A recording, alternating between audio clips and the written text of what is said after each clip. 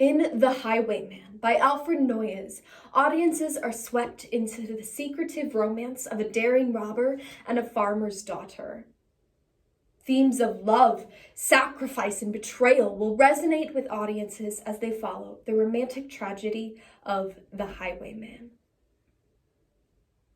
The wind was a torrent of darkness among the gusty trees. The moon was a ghostly galleon tossed upon cloudy seas. The road was a ribbon of moonlight over the purple moor, and the highwayman came riding. The highwayman came riding up to the old inn door. He'd a French cocked hat on his forehead, a bunch of lace at his chin, a coat of the claret velvet, and breeches of brown doeskin. They fitted with never a wrinkle, his boots were up to the thigh, and he rode with a jewelled twinkle, his pistol butts a twinkle, his rapier hilt a twinkle, under the jewelled sky. Over the cobbles he clattered and clashed in the dark inn yard. He tapped with his whip on the shutters, but all was locked and barred. He whistled a tune to the window, and who should be waiting there but the landlord's black-eyed daughter, Bess, the landlord's daughter, plaiting a dark red love knot into her long black hair. And dark in the dark old inn yard, a stable wicket creaked where Tim the ostler listened. His face was white and peaked, his eyes were hollows of madness, his hair like mouldy hay. But he loved the landlord's daughter. Dumb as a dog he listened, and he heard the robber say, "One kiss, my bonny sweetheart, I'm after a prize tonight, but I shall be back with the yellow gold before the morning light.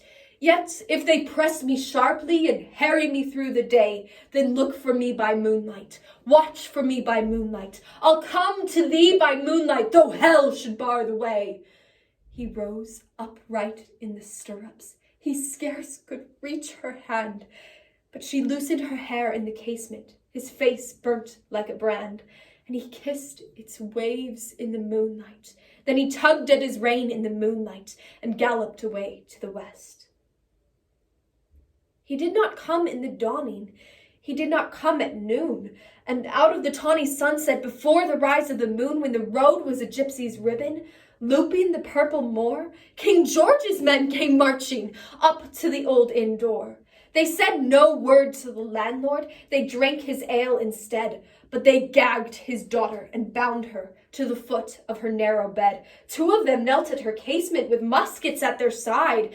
There was death at every window and hell at one dark window, for Bess could see through her casement the road that he would ride. They had tied her up to attention with many a sniggering jest. They had bound a musket beside her with the muzzle beneath her breast. "Now keep good watch," and they kissed her. She heard the doomed man say, "I'll come to thee by moonlight, though hell should bar the way." She twisted her hands behind her, but all the knots held good. She writhed her hands till her fingers were wet with sweat or blood. They stretched and strained in the darkness, and the hours crawled by like years, till now, on the stroke of midnight, the tip of one finger touched it. The trigger, at least, was hers. She strove no more for the rest. Up, she stood up to attention, with the muzzle beneath her breast. She would not risk their hearing. She would not strive again, for the road lay bare in the moonlight, blank and bare in the moonlight, and the blood of her veins in the moonlight throbbed to her love's refrain. Twat, twat, twat, twat. Had they heard it? The horse hoofs ringing clear? Twat, twat, twat, twat.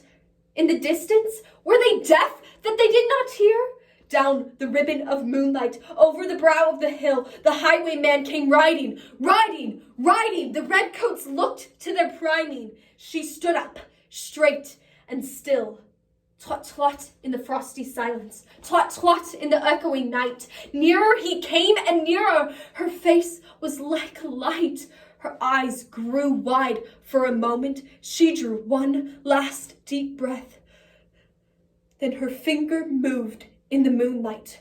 Her musket shattered the moonlight, shattered her breast in the moonlight, and warned him with her death. He turned, he spurred to the west. He did not know who stood bowed with her head o'er the musket, drenched with her own blood.